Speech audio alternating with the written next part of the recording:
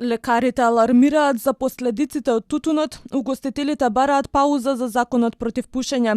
Наместо веднаш да почне примената, тие предлагаат прво да има информативна кампања, па дури потоа законот да стапи на сила.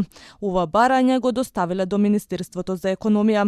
Сите опции ќе се разгледуваат на нов состанок што ќе се одржи наредната недела, најави министерот Дурмиши, но засега не открива дали законот ќе се пролонгира. Нашата цел е јавното здравство да ја сочуваме или да се грижиме за јавното здравство. Исто тоа ќе го кажеме и на идниот состанок и на крај ќе донесеме една одлука која ќе ги биде прифатлива од сите засегнати страни, односно и од угостителите.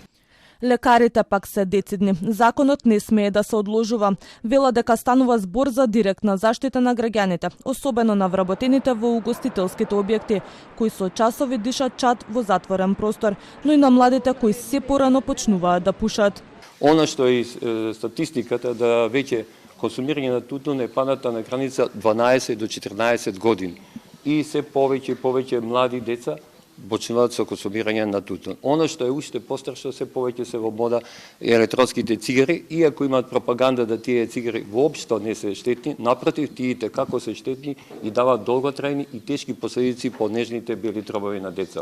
Така да даваме поддршка, затоа што ова не е казна, туку сакаме директно да ги заштитиме како помладите, така и возрастните луѓе, бидејќи една од основната причина за појава на белодробен карцином е никотинското, односно консумирање на никотин, односно пушење на цигари. Лекарите бараат и 1 час неделно во училиштата да се одвои за едукација за штетноста од цигарите и електронските уреди за пушење. Иако постои центар за одвикнување од пушење, бројот на граѓани кои бараат помош е мал, а уште помал е бројот на оние што успеваат целосно да се откажат, додаваат тие. Предлог законот е објавен на ЕНАР.